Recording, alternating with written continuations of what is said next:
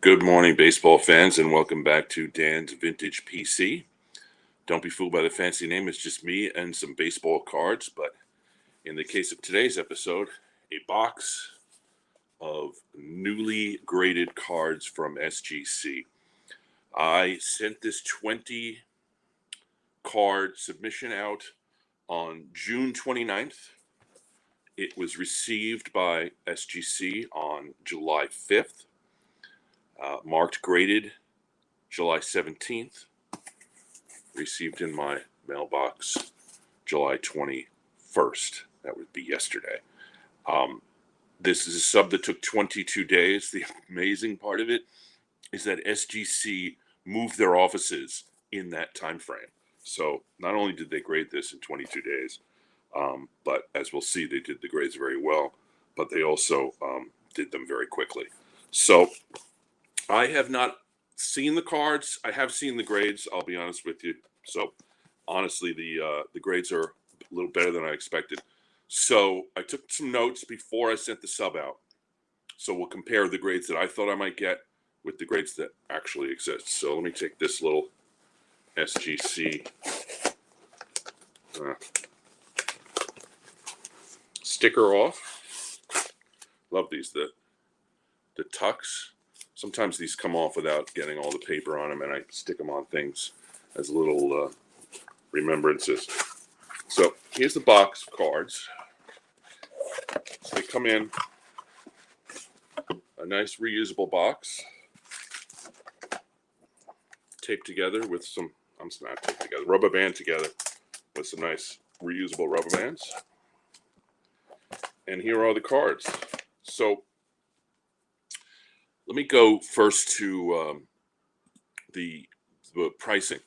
The reason this is a 20 card sub is because, as you can see in the total cards of order, in order, 20 to 49 will get you down to a price of $20 a card. If this was a 19 card sub, I'd pay $22 a card. And you know, the declared value is over less than 1,500. None of these cards are even close to 1,500. But so I try to get a 20 sub so that it's a bulk that gets me that $20 price. 50 plus for 18. I'm not sure I have 50 cards going out at any particular time. So that's the reason why 20, and the reason is because of the price difference. Now these are my expected grades. This is the invoice, or at least the items section of the invoice that you get when you complete the SGC order. You have to send out an invoice with the cards, but I make a few extra copies, and on one of the extra copies I put what I expect the grades to be. So this is the order that I sent them. Unfortunately, it's not the order that they came, but anyway. So first card I'm going to show is Sam Jethro.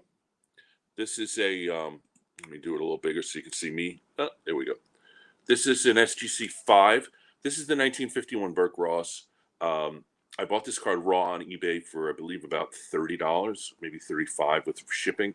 I'm collecting Sam Jethro. I'm almost done with his complete run of cards, which isn't that many. I think it's 6 or 7. And I'm going to do a Sam Jethro video eventually. But this got the 5, which I thought 3 or 4. So better than I expected. Happy with that one. Let's go back to the screen with a little more. So the next 2 cards, I'm going to show them together. It's number 5 and number 6. It's the 1953 Bowman Color, Ted Kluszewski and Solly Hemus. Both of these cards were sharp. I expected them to get mid grades, 3 to 4, 4 to 5. Unfortunately, they got the authentic min size not met. That doesn't mean it was trimmed. It means that the sizing out of the factory wasn't correct. So both Hemus and Kluszewski, very nice cards, but unfortunately not numbered grades. I'm building the 53 Bowman set in all slabs. So these slabs will be placeholders until I can get some numbered ones. Nice cards, beautiful cards, but unfortunately didn't get that. So that's the one piece of bad news in this sub. This card, 1962 Mickey Mantle, got the 3. Now, the story with this card is that I bought it in an estate auction, and it was an SGC 2, and I got it for less than $200, which is a good price. And because it looked so nice, I thought, wow, this looks better than a 2. And in fact, it was better than a 2. When I got it in, I noticed that there was still either wax or gum stain on the front. So I cracked it out, used the tried and true method of a nylon or cotton sock with your finger, very gently wiping off. Got all of the wax off, resubbed it, got the 3. That's about $100 difference in price value. So happy with that. I'm not sure if I'm going to sell this one because the mantle up there is also a 3. It's a PSA 3. I'm going to compare the two and figure out which one I'm going to keep for the PC and which one I'm going to sell. This one is number 4 on the list. Mike Garcia, 1953 Bowman. Another classic. Cleveland Indians uniform, blue sky behind him, the little bit of Yankee Stadium you can see, and the grade is fantastic. You got a 6. So a 1953 Bowman, 6. This is why I want the slabs. This is the first card on the list. It was a 1939 play ball Lloyd Wainer. Lloyd Wainer is the younger, or the two brothers, Paul Wainer and Lloyd Wainer. He's the little poison. He's the one with not as good numbers. Also in the Hall of Fame, but Paul Wainer is one of the greatest hitters of all time. So anyway, Lloyd Wainer, 39 play ball. These are the ones with the black and white portraits. I got this card as a free giveaway from Vintage Breaks. And I thought to myself, well, I could sell this raw, but I'd rather have it slabbed than keep it in my PC. So it got a 2.5, which, as you can see, I thought 1 to 2. 2.5 is actually better than I expected. This is another 1953 Bowman. You'll see a lot of these in my SGC subs coming up because I'm doing, actually, I just said multiple times, the all slab, which includes sending some of my raws in that are good ones. Joe Garagiola, the famous catcher and later on announcer, got the 4.5. I expected 3 to 4. So again, getting better than my expectations. Now this card came to me in an ISA holders, an ISA 4. And what happens is ISA doesn't have any resale value. This is not a card I'm going to be keeping. I'm going to be selling it. I didn't think the 4 was good, but I cracked it anyway, sent it off to SGC, obviously. This is card on the list number 8. It's the Jim Bunning rookie card that I thought was going to get a 1 or 2 because of some print errors. But SGC did me nice, 3.5. So this card is going to go up for sale. I'm not sure where, but beautiful example of Bunning rookie card in the 1957 second series, which is the difficult short prints. This is another rookie card. This one is number 9 on the list, Tony Kubek. I said 2 to 3 because I thought some of the corners had some issues. But this Tony Kubek rookie card in the short print series got a 5. So this is really good. I'm not sure if I'm going to keep this or move it. Maybe eventually move it. I'm not building 57. I don't collect Kubek, but I do collect Yankees, and this is a key rookie card. This card came to me through this is card number, where is he?